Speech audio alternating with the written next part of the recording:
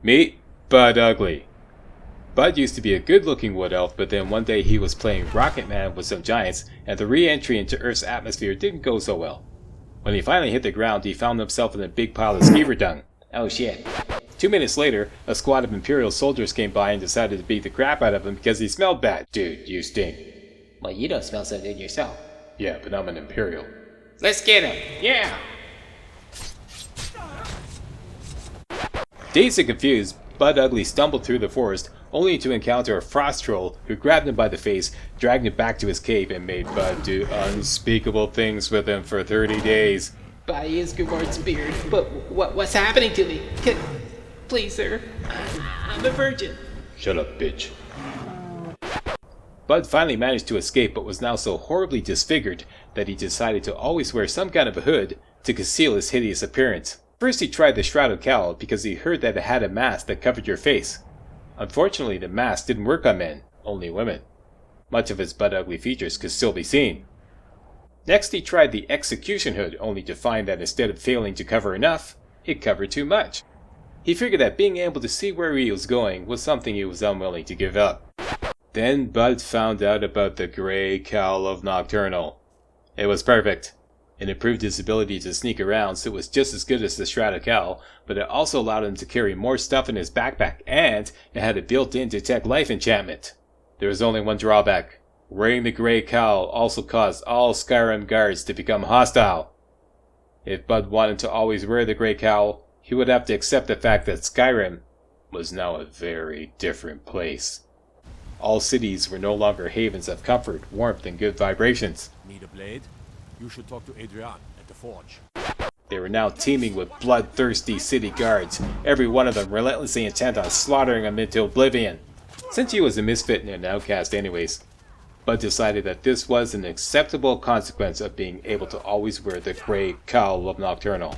And thus began the curse of the Gray Cowl. Alrighty then, so in case you haven't figured it out, this is a Skyrim Anniversary Edition challenge run. The rules of engagement are very simple. We have to acquire the Gray Cowl of Nocturnal, and then once we put it on, we can never take it off. This means that guards all over Skyrim will become instantly hostile the minute they spot us, effectively making all cities and towns extremely dangerous to enter. And this means that doing business with merchants, skill trainers, and renting rooms, talking to important NPCs, getting free stuff, and doing anything else that involves roaming around the city or town will be extremely dangerous. Slack, couldn't you just become a high-level illusionist and cast the comm spell on all guards? Yes, you could. That's why all comm spells will be forbidden. This includes Comm, Pacify, and the Imperial Special Power Voice of the Emperor. Hey Slack, are we allowed to use the Dromore Merchant? No, you are not allowed to use the Dromore Merchant, and stop looking for ways to sidestep the challenge. We're going to take this baby head on. Grab the bull by the horns and wrestle it to the ground. No excuses, alright? And while we're at it, let's not have a repeat of the previous walkthrough where we just become a business slave, harvesting truckloads of ingredients, turning them into power potions, and engaging in business bomb power leveling loops. Planting ingredients in any farm or any garden plot will be strictly forbidden. Collecting ingredients in the wild, however, will be permitted. And finally, during my extensive testing of the Gray Cowl for the purposes of producing this walkthrough, I ran across two glitches. One is in Riverwood. For some reason, the Gray Cowl of Nocturnal will fail to trigger guards in Riverwood. Instead, they remain perfectly calm and refuse to go hostile. I tested this on my PS4 as well and got the same results. So, as a result, an extra rule of engagement will be that we will be forbidden to use any merchants in Riverwood until such a time when this glitch is patched out, assuming that ever happens. And secondly, attempting to join the companions creates a situation where Vilkas will complain that you're using a magic spell when he wants to test your arm out in the yard behind the companions' headquarters. What do you think this is? We don't do battle with magic around here, New Blood. This is not really a glitch, and Vilkas is right to complain since the Gray Cowl of Nocturnal is actually constantly casting the spell of Detect Life as indicated by the blue and or red glow of all NPCs in the vicinity of your character. Because Vilcus won't let you proceed until you stop using magic, I will allow the removing of the Gray Cowl briefly, just for the 30 seconds or so it takes to test your arm with Vilcus in order to allow our character to join the companions. This will be the only exception I'm making to removing the Gray Cowl. So to recap, here are the rules of engagement for the Curse of the Gray Cowl. 1. You must wear the Gray Cowl of Nocturnal at all times except for the aforementioned time. 2. All calm spells will be forbidden. 3. Planting ingredients will be forbidden. 4. Using the Dromora merchant will be forbidden. And 5. Using any merchants in Riverwood will be forbidden. Other than that, everything else goes. And unless there's something I overlooked that will break the challenge, there will be no other restrictions. This bears repeating. There will be no other restrictions. And I'm going to post these rules of engagement in the video description of every single video in this walkthrough so that everybody has a constant reference to the rules of engagement, because I know how some of you like to get mixed up or just, Well met. Trinkets, take my words out of context when it comes to these rules of engagement in these challenges. Alright, so it's crystal clear. These are the rules. They're going to be in the video description of every video in this walkthrough. Alright, now in order to run this challenge, we're going to need some form of invisibility. Without invisibility, entering cities and towns will be virtually impossible. There are way too many guards. They are constantly patrolling around, and they have a line of sight on everything. Guards are often posted at city entrances, both inside and out, so you're pretty much screwed if you don't have a means to turn invisible. The invisibility spell can only be acquired once the illusion skill reaches level 65, so that's out. Using invisibility potions is also out because there are simply not enough ingredients. You're going to average, and I'm not kidding, you're going to average about a dozen potions per trip to town. It's simply not feasible. This leaves the Bow of Shadows. What's the Bow of Shadows? The Bow of Shadows is included with the Skyrim Anniversary Edition DLC, and it will turn you invisible for 30 seconds every time you equip it. It is absolutely perfect for this challenge run. Keep in mind that this is no magic bullet. The Bow of Shadows makes a loud sound when invisibility runs out, often alerting any nearby guards. Also, 30 seconds of invisibility is not nearly enough time to navigate around hostile guards. It's just not enough. Most of the time, you'll be working your way through towns using a series of invisibility vectors, making sure that when you stop to recharge, you're not within earshot of any guards. Quite frankly, it is a logistical nightmare. But, I've got many safe routes worked out for every city and town in Skyrim. Don't worry, stick with the slack and you won't get whacked. Now, we're going to start with a brand new level 1 character, but the challenge itself will only start at level 5. Up until that time, the walkthrough will be in a phase I'm going to call Preparing for Exile, where we are going to collect a few key items in order to run the challenge. Once the Preparing for Exile phase is complete, our character Bud Ugly will have in his possession the Bow of Shadows, the Flame Atronach spell, the Fury spell, the Telekinesis Arrow spell, and of course the Gray Cowl of Nocturnal. Other than that, Bud will have nothing else in his inventory. No other armor, no other weapons, no potions, no food, and most importantly, no money. No money. No money. At this point, Bud will don his Gray Cowl of Nocturnal, and from that time forward, he may never remove it. But wait, there's more. There's more. At this point, we are going to turn on Survival Mode. Survival Mode means that Bud will have the extra added burden of staying warm, staying well fed, avoiding fatigue, dealing with advanced disease, being required to pay to use shrines, having his inventory space cut in half, and most importantly, no fast travel. No fast travel. No fast travel. For complete details on Survival Mode, bring up the pause menu, click on Help, scroll on down to Survival Mode, and there you have it. Everything you need to know on how to survive Survival Mode. You have to deal with all this, plus you will have to deal with every guard in Skyrim immediately turning hostile upon sight. insert diabolical laughter. Welcome to hardcore survival. But Slack, I don't feel like reading the game manual on survival mode. Jeez, you young whippersnappers. You know, back in my day, we had to read entire books before we could play video games, you know? Alright, here's a crash course in survival. Basically, you have to eat, sleep, and stay warm. It's that simple. If you look in your active effects while you have survival mode activated, you're going to have 3 stats at the very top. Cold, fatigue, and hunger. This is the very best you can achieve with these 3 stats. For cold, the best you can achieve is warm. For fatigue, the best you can achieve is well rested, and for hunger, the very best you can achieve is well fed. Now, these stats degrade as time passes. Time can pass simply by playing the game, or time can pass very quickly by traveling somewhere. Alright, I'm going to show you what happens when time passes. Let's wait 24 hours.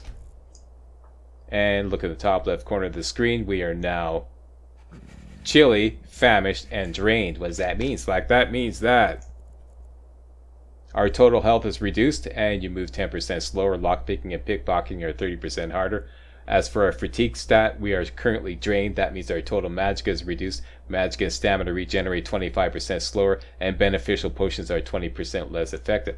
As for hunger, we are currently famished. Total stamina is reduced. Attacks with weapons are 30% slower, and you're 70% less effective with using shields and sneaking. That's huge if you're a sneak character, which is what we're going to be. That is huge. Alright, and if you look at your magicka and health bars, you see that they are affected. Our magicka bar has a little bit of a red part in it. That's how much magicka has been reduced. This is not how much magicka we have, but how much magicka we can have. Okay, I'm going to show you more about that in a minute. And our health is reduced because we're chilly, and our stamina is reduced because we are hungry. Alright, let's wait another 24 hours and see what happens. Look at the top left corner of the screen. We are now starving, weary, and we're probably freezing. Maybe not yet. Anyways, and as you can see, the screen is very dull, and things look pretty fucked up. Pardon my French. Check it out. Active effects. We are cold. We're still chilly because we're wearing some armor that has a warmth stat. I'll explain more about that as the walkthrough progresses. Each and every piece of armor has a warmth stat. You can stack up the warmth to prevent yourself from getting cold. Get to that later. As for fatigue, our total magic is reduced even more. Magic and stamina regenerate 75% slower, and beneficial potions are 60% less effective, and you're 20% less resistance to disease. And there's disease, and there's advanced disease, and there's also afflictions. And our hunger stat, we are currently starving. Total stamina is reduced. Attack with weapons are 40% slower, and you're 90% less effective with using shields and sneaking. And if you look in your skill screen, you can see how much magicka you have left. This is how much stamina. This is the total amount of stamina you can have at this point. Doesn't matter how many stamina potions you take or how much booze you drink. You can never have more than 24 stamina in this state. Likewise, your magicka, previously it was up around 240. This is the total amount of magicka that we can have at this point. And same with our health. Alright, so we're in dire straits. Let's wait 24 more hours and see what happens.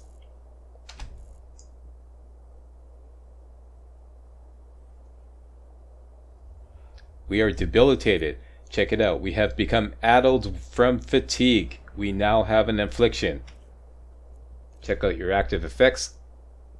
This is an affliction. Magicka and stamina regenerate 30% slower for 24 hours. There is nothing you can do about this. You can't take a potion or go to a shrine to heal an affliction. You just have to deal with it for the next 24 hours. On top of that, we're chilly, we're debilitated, and we're starving.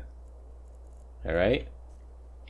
Let's wait 24 more hours and see what happens. Let's just really put this guy through the gears here. Check that out. See the magicka bar? It just bottomed out. Check the stamina bar. It just bottomed out. Now everything is completely screwed up. If you check your skill screen, you see that we have 0 magicka. This does not mean how much magicka you have. This means how much magicka you can have. Taking magicka potions, anything like that, won't improve it one bit. We have absolutely zero magicka at our disposal until we get better. Same with stamina. We have zero stamina at our disposal until we get better, and our health is greatly reduced. All right, and if you're not wearing armor that has a, you know, like currently our warmth rating is 120, but if you took off all your armor and then you know took off everything, our warmth rating is 0. Let's just try waiting another 24 hours. I believe they actually removed the possibility of actually freezing to death, and we just got another affliction. You see that we came weakened from hunger. Yeah, I've been trying. I tried to test yesterday. I was quite surprised. I waited 10 days with no armor, like 0 warmth rating, and I could not kill my character. Yeah, it's really putting them through some torture. Yeah, after 10 days in winter hold in these conditions, I waited, and the best I could achieve was freezing with chili with the cold stat. So I believe they removed the possibility of actually freezing to death. I remember at one point when they first introduced survival mode 6 or 7 years ago, I remember showing a video. I don't know if anybody knows where that video is, but I remember showing a video where you could actually freeze to death in 5 days. So I think they patched that out, because I have not been able to kill my character by freezing. But as you can see, everything else is pretty screwed up, and we have yet another affliction. You're 30% less effective with melee weapons and blocking damage with your shield for 24 hours. Alright, so that's what you're up against with survival mode. And like I said, I'll explain a lot more as the walkthrough goes along.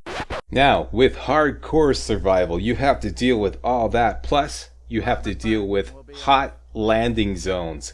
When you take a carriage ride somewhere, a lot of time is passing, so when you arrive at your destination, not only are you going to be tired and hungry, reducing your ability to defend yourself, but in many cases, you're going to have hostile guards right up in your face as soon as you touch down. Earlier on in the walkthrough, there will be some instances where you simply won't survive these situations unless you react quickly as soon as you arrive at your destination. And let me amend that. Earlier on in the walkthrough, there will be some situations where you simply won't survive, okay? It's gonna be hell, alright? Alright, so y'all ready for hardcore survival? I don't know, Slack. Sounds kind of scary. Shut up, baby. Man up, we're doing this anyways. Alright, so let's start the walkthrough. We're going to start with a brand new level 1 character. I strongly recommend that you go with the Wood Elf. It's an obvious choice. Wood Elf start with a bonus to light armor, which is the Gray Cowl of Nocturnal, and a bonus to archery, which is the Bow of Shadows. It's the obvious choice. When it comes to survival mode, not all the races, 7 races come with a special buffs that help them with survival mode. Actually, the buffs don't really help that much. The Wood Elf starts with a resist fatigue buff. The Argonian starts out with a 25% weakness to cold but can't eat raw meat or fish. That is not really a big issue. Nords start out with plus 25 warmth. Orcs start out with plus 10 warmth. Plus 10 warmth and resist fatigue and resist hunger 15%, and so on and so forth. I'll list all those survival mode race buffs on the screen for you right now, but like I said, they don't really make that much of a difference.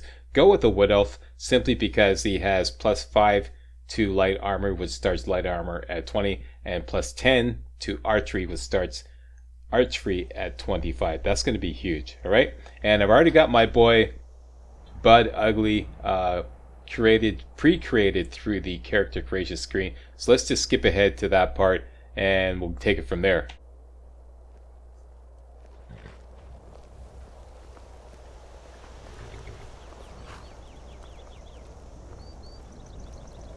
Ulfric Stormcloak. Some here in Helgen call you a hero. Let me just adjust a few things here. I think the FOV is at the default, so let me just put it at 90. There we go. But a hero doesn't use a power like the voice to murder his king and usurp his throne. You started this war, plunged Skyrim into chaos, and now the Empire is going to put you down and restore the peace. What was that? It's nothing. Carry on. Yes, General Tullius. Give them their last rites. As we commend your souls to Aetherius, blessings of the 8 divines upon For the you. love of Talos, shut up and let's get this over with. Learn. As you wish. Come on! I haven't got all morning.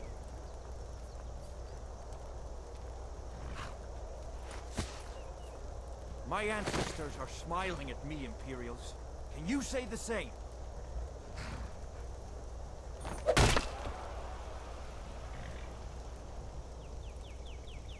You Imperial bastards! Justice! Death to the Stormcloaks! As fearless in death as he was in life. As brainless in death as he was in life. There it is again. Did you hear that?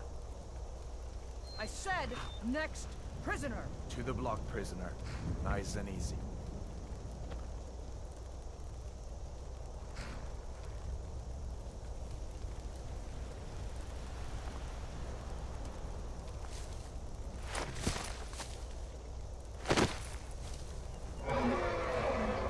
What in oblivion is that? Sentries, what do you see? It's in the clouds! Dragon!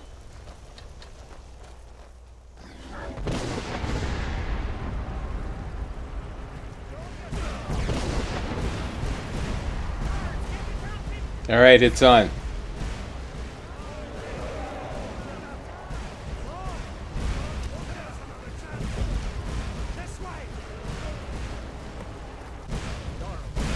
Who you go with in the beginning is important. To prepare for exile, you'll need a complete set of Imperial gear. For this reason, when you start the game, you're going to make your escape through Helgen and go with Ralof, not Hadvar, Ralof. This is very important. You need to get over here! Now!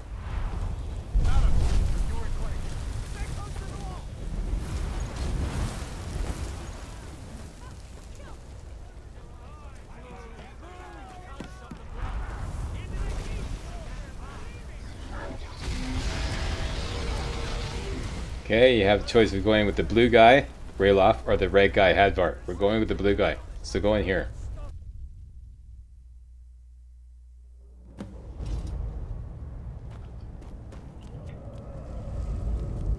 Alright, blue guy. Let's get it on. We'll meet again in Sovngarde, brother. Looks like we're the only ones who made it. That thing was a dragon, no doubt. Just like the children's stories and the legends. The harbingers of the end times. We better get moving. Come here. Let me see if I can get those bindings off. Alright. Huh? There you go. You said come here. May as well take Gunjar's gear. Okay, for free, grab all his gear, equip everything. Don't need that. Don't need this.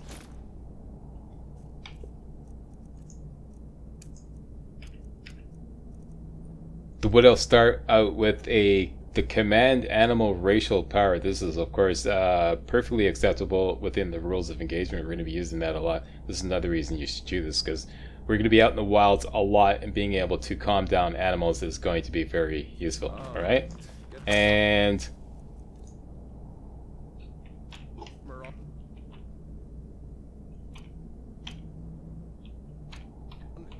give that axe a few swings. I'm going to see if I can find some way out of here. Ah, this one's locked. Let's see about that gate. good time to save the game. What's going to happen is an Imperial captain and an Imperial guard are going to come in. As soon as they come in, we're going to run over there and hide. Get into sneak mode. There they are. Let's run over here. We need that Imperial's gear. We need at least one complete set of Imperial gear. So let's just wait. Let them engage with Ralof. As soon as Ralof engages them both, we're going to go after the Imperial captain and keep spamming him with one-handed attacks. He's engaged. Let's get out there. Go after the captain.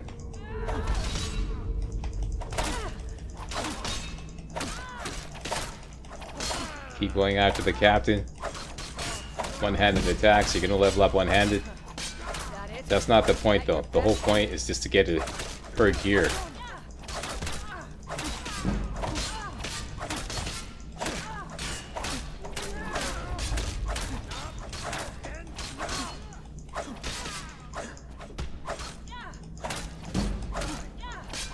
Victory is yours. I submit. Down she goes. Grab everything. Help Rayloff finish off the other guy.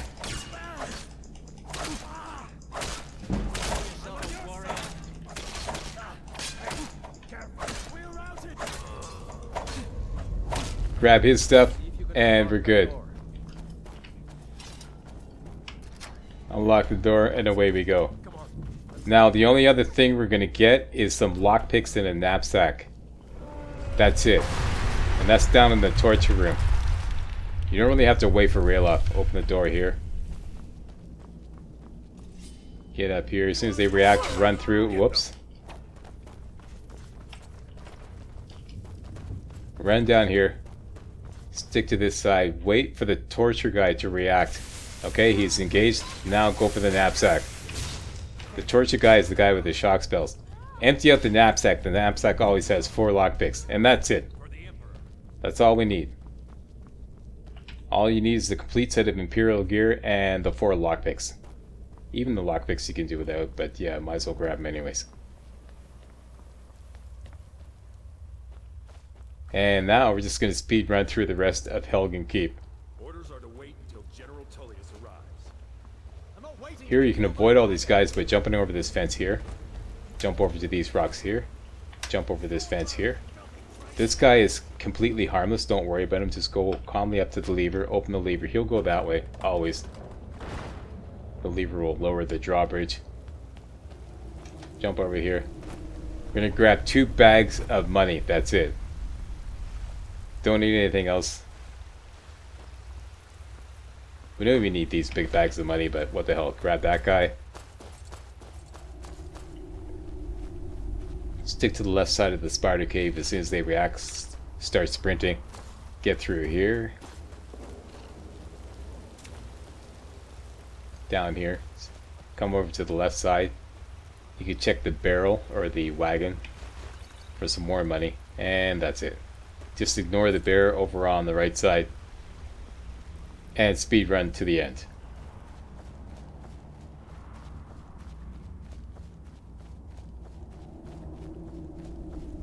Alright, so you're going to come out of Helgen Keep with a little bit of chump change. It doesn't really matter, like maybe 40, 50 bucks, doesn't really matter. Even if you come out with nothing, doesn't matter. Most importantly, have a complete set of Imperial gear. And here the game's going to prompt you to turn on survival mode. Like I said, we are in preparing for exile phase. Okay, so we're not going to turn on survival mode.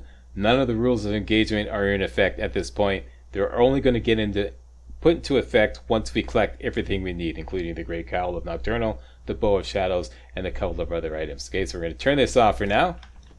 Hopefully Rayloff will eventually come through. If he doesn't come through, go down here a little bit. Come on, Rayloff. Doesn't matter, we don't even need him. I just want to get the quest to advance. There we go. Okay. Pretty good. That's it. It has begun. Let the games begin. Coming up next, I'm going to put this in a separate video because this is a really cool run we're going to do. I'm going to show you how to get the Bow of Shadows. By the way, we're playing on Legendary difficulty, the very highest difficulty setting in Skyrim. Okay, just show you that Legendary difficulty. Okay, so that's on top of everything else. I'm going to show you how to get the Bow of Shadows at level 2. Alright, that's coming up first thing next video. Right, for now, here's my boy. Bud Ugly, so named. Let's just take off his gear here. I'm going to make a few changes to the saturation and whatnot with the special mod I have installed called, you can see it here, in case you're wondering. It's called Imaginator. You could use that to change the saturation settings in Skyrim, one of my favorite mods. I only have a few mods installed. I'm not really a modder. I just have a few, entirely a matter of personal choice. Little things I like to change. Nothing that changes the strategy or the gameplay. It changes For example, this one, Imaginator, allows you to just control the saturation and colors in Skyrim. I like to make it a lot brighter and whatnot. And I'm going to install a mod called, or rather run a mod called Realistic and Balanced Horses, which will allow horses to run faster and gives them a little more stamina. And I think that's going to be perfect for this run because we're going to be riding a lot. Alright, and it doesn't make any difference when it comes to hot landing zones at all. I've tested this walkthrough with normal horses. You can do it just as well with normal horses. It doesn't make any difference being able to ride your horse faster. That's not really an issue. As if you can get on your horse when you get to a hot landing zone, you pretty much made it out alive. So that's not really an issue. All right. So that's it. Like I said, next video we're gonna go after the Bow of Shadows. Thanks a lot for watching.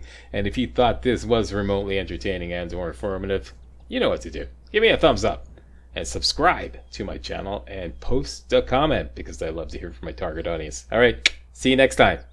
Hey guys, real walkthroughs like these are an endangered species here on YouTube. For a complete lowdown on the YouTube video game walkthrough scene, check out my Patreon page and please consider making a donation to yours truly, Major Slack, to help keep real walkthroughs alive on YouTube.